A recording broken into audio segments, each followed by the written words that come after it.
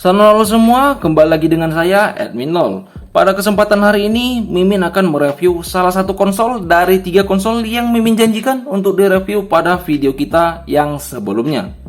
Konsol itu adalah, konsol PokeD RGB10, yaitu sebuah konsol handheld dari PokeD lagi yang memiliki kemampuan setara dengan Anbernic RG351P dan dengan harga yang lebih murah tentunya. Inilah yang kita suka dari produk-produk PokeD. Harganya yang sangat bersaing, namun kualitinya ya lumayan sih.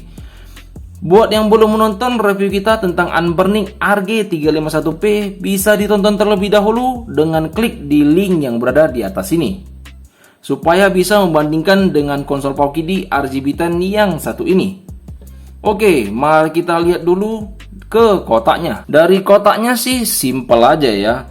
Memiliki desain yang berwarna hitam yang bertuliskan PokeD di bagian tengah sini dan kode konsol RGB10 yang kecil di bawah sini. Di sisi lain nggak ada apa-apa lagi sih selain tulisan yang berbahasa Chinese di bagian sini yang Mimin nggak ngerti ya. Oke, ini yang ditunggu-tunggu. Mari kita buka kotaknya.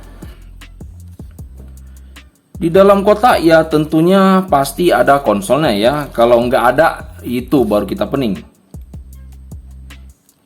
Ini dia konsol PokeD RGB10-nya yang berlapiskan plastik putih. Tapi kita sisihkan dulu ya.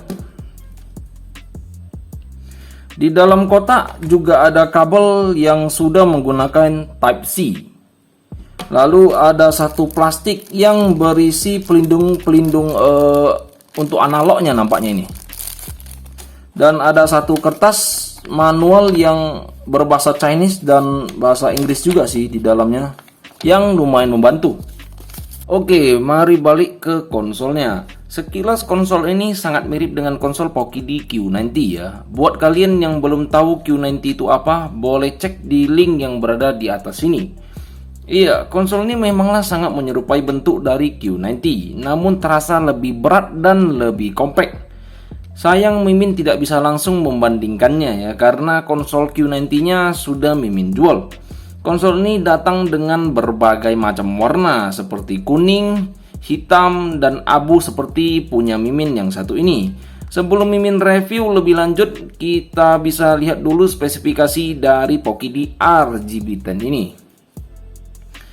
Ya, PokeD RGB10 ini menggunakan layar sebesar 3,5 inci yang sudah IPS dengan resolusi 480x320 pixel dan format layar 3:2. RGB10 juga menggunakan CPU Rockchip RK3326 quad-core 1,5 GHz yang sama persis dengan RG351P yang pernah kita review kemarin. Lalu datang dengan RAM sebesar 1 GB DDR3 dengan baterai sebesar 2800 mAh dan satu buah mono speaker.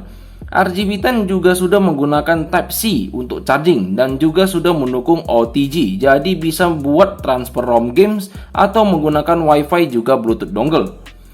Ya, jelas RGB10 mendukung konektivitas internet, jadi bisa update firmware serta bermain netplay dengan teman kalian. RGB10 juga datang dengan internal memory sebesar 32 GB yang sudah berisi ribuan games bawaan. Terakhir, harga dari PokeD RGB10 ini berkisar 1,1 juta sampai 1,3 juta di pasar Indonesia.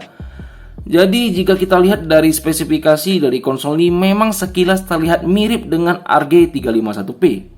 Tapi perbedaannya ada di bagian build quality-nya. Mari kita lihat sebentar ke konsol ininya ya. Pas dilihat lagi memang konsol ini sangat mirip dengan PokeD Q90 ya. Sudah berkali-kali Mimin bilang. Dari ukurannya pun seharusnya sama. Dari segi build quality-nya RGB10 ini memanglah bukan yang terbaik ya. Tetap RG351P yang terasa lebih premium dari segi build quality sampai ergonomisnya. Oke, mari kita tes pencet-pencetnya. Saat dipencet pada bagian D-pad, RGB10 ini sangatlah nyaman ya, lembut dan sepertinya enak untuk bermain lama. Karena tidak terlalu keras dan nggak terlalu lembek juga. Untuk bagian action pad-nya juga sama ya. Untuk bagian select dan start sangatlah kliki, tapi ya masih nyaman untuk dipencet.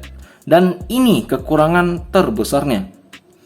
Pada bagian analognya ya, terlihat sangat murahan sekali ya, meskipun ini bukan menggunakan analog slider ya. Ini analog yang ya lumayan lah seperti analog biasa.